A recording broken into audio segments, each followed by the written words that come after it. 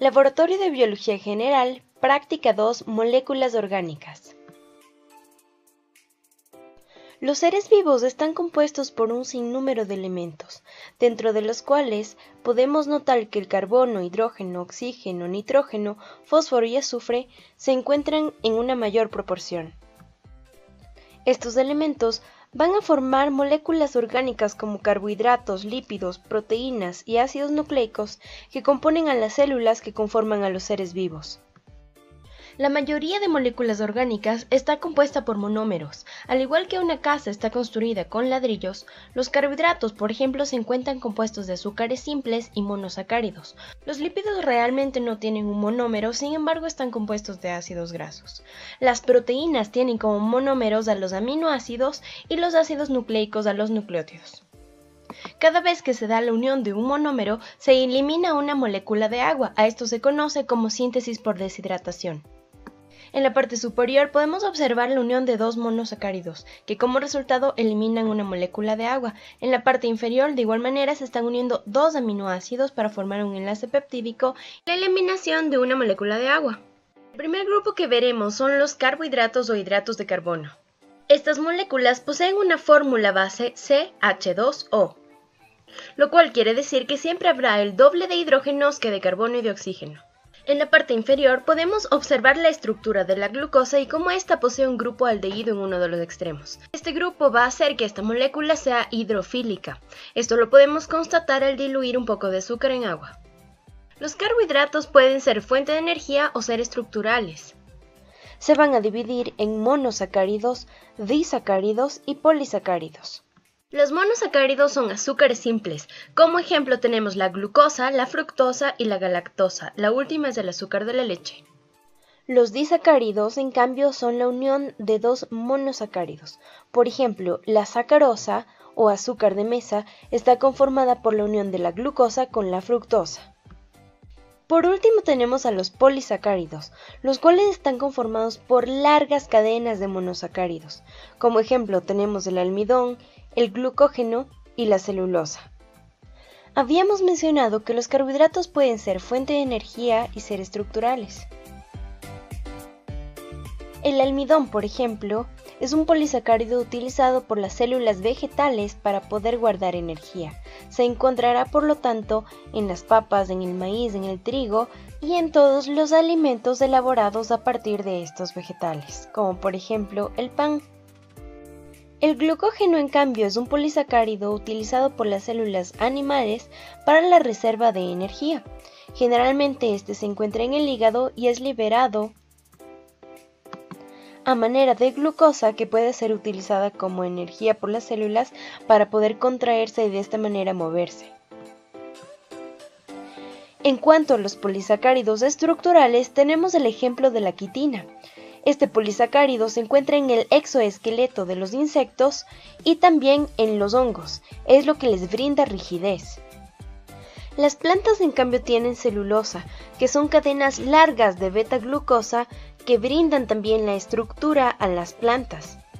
El siguiente grupo que veremos son los lípidos, los cuales se pueden dividir en tres grupos: aceites y grasas, fosfolípidos y esteroides.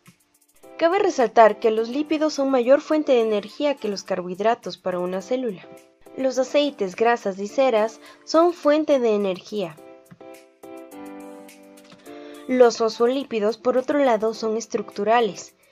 Van a componer las membranas celulares. Los esteroides, en cambio, intervienen en el proceso de regulación, por ejemplo, son algunas hormonas. Las funciones de los lípidos son diversas pero muy necesarias en la célula. Por ejemplo, hablábamos sobre los fosfolípidos que componen la membrana celular. Sin membranas no habría vida. El siguiente grupo son las proteínas. Recordemos que mencionamos que los monómeros de las proteínas son los aminoácidos, los cuales se unen por enlaces peptídicos para formar cadenas polipeptídicas. Existen 20 aminoácidos, los cuales se combinan de maneras distintas para formar millones de proteínas que tienen diversas funciones. Las proteínas tienen 4 niveles estructurales. Tenemos la estructura primaria, la cual es una cadena de aminoácidos. Por las interacciones químicas entre estos aminoácidos, las cadenas comienzan a plegarse.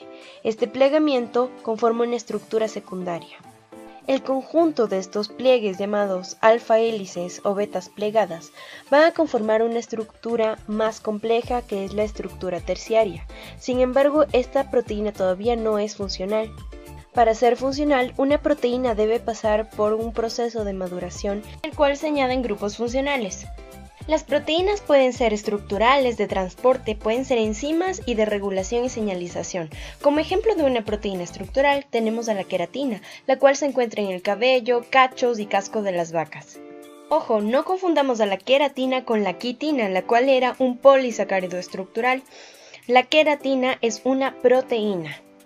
En la parte superior también podemos observar virus, que tienen formas bastante peculiares. Estas formas son creadas también por proteínas estructurales. Las proteínas también pueden ser de transporte. Ya veremos más adelante cómo están conformadas las membranas. Sin embargo, vale mencionar que existen proteínas que están ancladas a la membrana que permiten el ingreso o salida de sustancias. Existen proteínas que tienen la función de catalizar reacciones. Estas se conocen con el nombre de enzimas. Por ejemplo, tenemos enzimas que pueden cortar algunos compuestos. Las lipasas son las enzimas que cortan lípidos.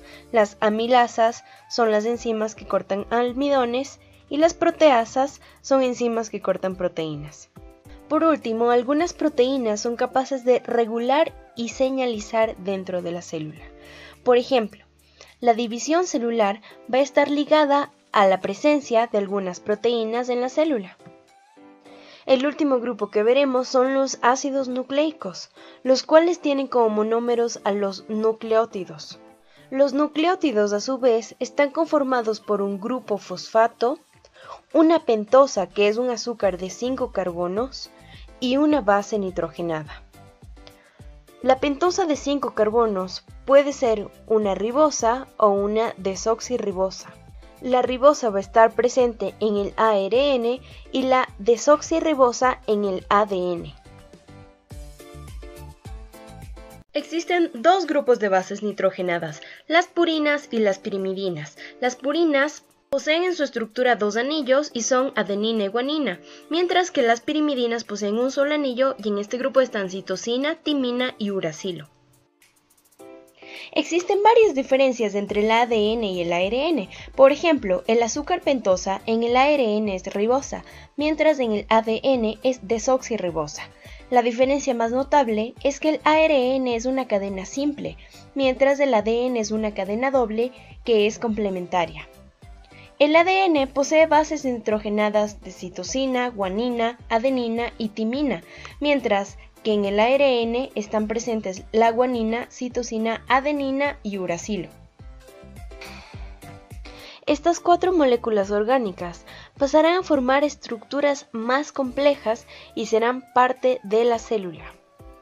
Este fue el video introductorio, te recomendamos ver el video de explicación de la práctica.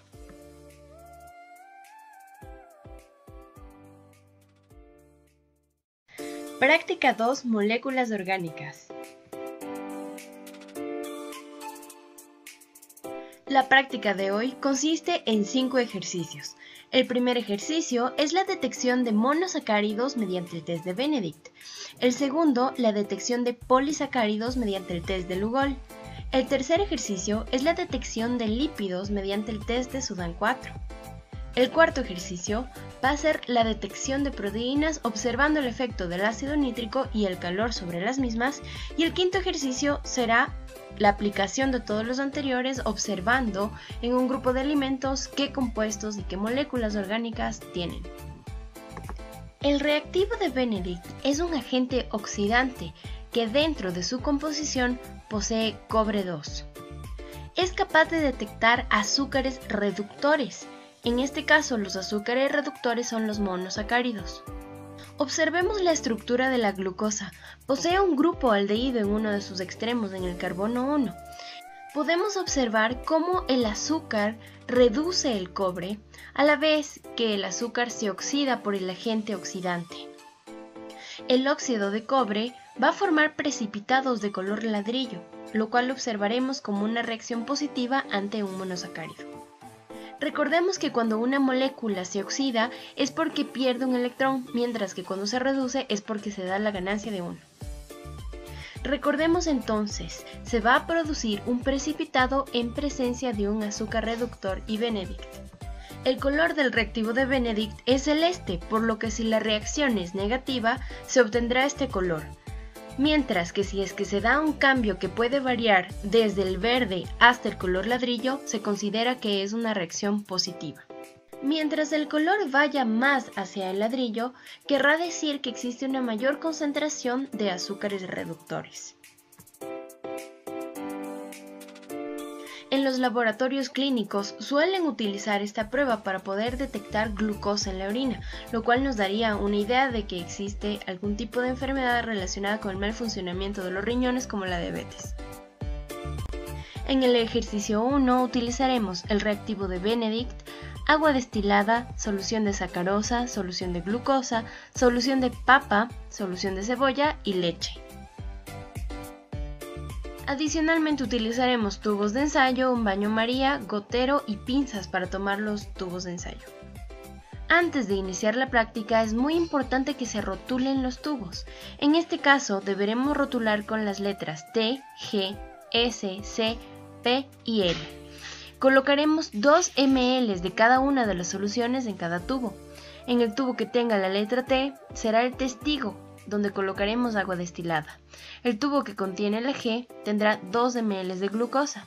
El tubo con la letra S tendrá sacarosa, el de la letra C tendrá 2 ml de cebolla, el que tiene la letra P tendrá 2 ml de papa y al final el de la letra L tendrá 2 ml de leche. En cada uno de los tubos deberemos colocar 0.5 ml de Benedict, es decir, una gota. Recordemos que el Benedict es oxidante, por lo que es importante trabajar con guantes. Una vez colocado el reactivo de Benedict, se deberá llevar a baño María por 5 minutos. El calor va a acelerar la reacción. En el cuaderno de laboratorio tendremos una tabla similar a esta, donde deberemos colocar los colores antes de colocar el Benedict, después de colocar el Benedict y una vez que el Benedict fue calentado. ¿Cuáles son tus predicciones? ¿Cuál de estas soluciones crees que nos dará positivo? En el ejercicio 2 utilizaremos Lugol para poder detectar almidón, que es un polisacárido. Recordemos que los polisacáridos son cadenas sumamente largas formadas por monosacáridos o azúcares simples. El yodo que hay en Lugol penetra entre estas cadenas de monosacáridos y como resultado nos da una coloración morada oscura o negra incluso. Sin embargo, no se da una reacción. Este proceso más bien es un proceso de inclusión, ya que el yodo simplemente se intercala. En esta imagen podemos observar cómo se ve una reacción positiva y una negativa. Tomemos en cuenta que el yodo tiene color amarillo. De nuevo vamos a proceder a rotular tubos de ensayo con las letras T, A, S, G, L, P y vamos a colocar 2 ml de cada una de las soluciones. De nuevo el T va a ser el testigo, A va a ser almidón, S sacarosa, G glucosa, L lactosa y P papa. Vamos a colocar 2 gotas de Lugol en cada uno de los tubos y vamos a observar inmediatamente cuál es la reacción. Después de anotar los resultados, se llevará al baño María durante 5 a 10 minutos para observar cuál es el efecto del calor sobre nuestros tubos con Lugol. Deberemos entonces anotar los resultados antes y después de colocar Lugol y después de que se someta a altas temperaturas. En el ejercicio número 3 observaremos el efecto que tiene el ácido nítrico, el calor y el NaOH sobre proteínas. Recordemos que cuando una proteína es sometida a cambios bruscos de pH y temperatura, se desnaturaliza. La desnaturalización es la ruptura de los enlaces que mantiene a estas proteínas manteniendo su forma tridimensional. Como resultado tenemos una proteína que ya no es funcional, ha perdido su forma y tiende a observarse con la formación de precipitados, como por ejemplo cuando freímos un huevo. O cuando cocinamos carne observamos que existe un cambio de la coloración. Para esta práctica necesitaremos albumina de la clara del huevo, ácido nítrico, manejarlo con cuidado ya que es corrosivo, tubos de ensayo, un cronómetro y un gotero. Para comenzar rotularemos 9 tubos de ensayo, los primeros 3 como A1, A2 y A3, los siguientes 3 como B1, B2 y B3 y los últimos 3 como C1, C2 y C3. Todos los tubos rotulados con letra A tendrán 3 ml de albumina al 100%. En el grupo B colocaremos 3 ml de albumina al 50% y en el grupo C 3 ml de albumina al 25%.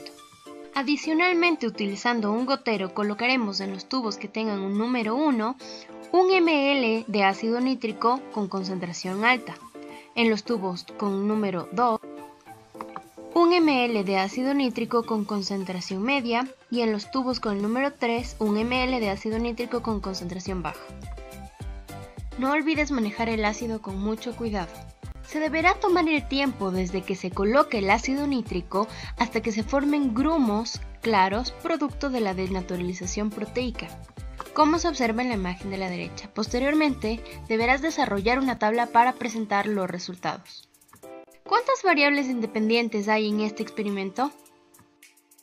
El ejercicio 4 consistirá en el uso de Sudan 4 para detectar lípidos. El Sudan 4 es un tinte soluble en lípido, por lo tanto se va a unir a sustancias hidrofóbicas. Para este ejercicio se utilizará tinta china, Sudan 4, agua y aceite. Deberemos rotular 6 tubos de ensayo con las letras A, B, C, D, E y F. En los primeros 2 tubos colocaremos 2 ml de aceite y 2 ml de agua. En los siguientes 2 tubos C y D colocaremos 4 ml de agua y en los últimos tubos E y F colocaremos 4 ml de aceite. A continuación, en el tubo A, C y E colocaremos una gota de Sudan, mientras que en los tubos B, D y F colocaremos una gota de tinta china. Es muy importante observar los tubos ya que las reacciones se dan de manera rápida. Finalmente, anotar los resultados en el cuaderno de laboratorio. El último ejercicio, el ejercicio número 5, va a ser el test de alimentos, donde apliquemos los ejercicios que vimos previamente. Recapitulando, hemos detectado carbohidratos mediante el test de Benedict, los monosacáridos, y mediante el test de Lugol, los polisacáridos. Hemos detectado lípidos con el test de Sudan 4 y proteínas observando el efecto de ácidos bases y cambios de temperatura. En este ejercicio vamos a trabajar con varios alimentos para poder detectar qué moléculas orgánicas poseen cada uno de ellos. Trabajaremos con yuca, cebolla, papa, queso, huevo, zanahorias, maní, banana y manzana. Deberemos cortar estos alimentos en 5 pedazos. Deberemos probar cada uno de los reactivos en un pedazo de alimento. Observar la reacción y anotar en una tabla los resultados obtenidos para cada uno de los reactivos y cuál es la interpretación. ¿Qué sucede si es que tengo Benedict positivo en una muestra? Pues querrá decir que tengo azúcares reductores en este alimento. Buena suerte con la práctica y no olvides dejar tu mesón de trabajo limpio después de terminar tu experimento.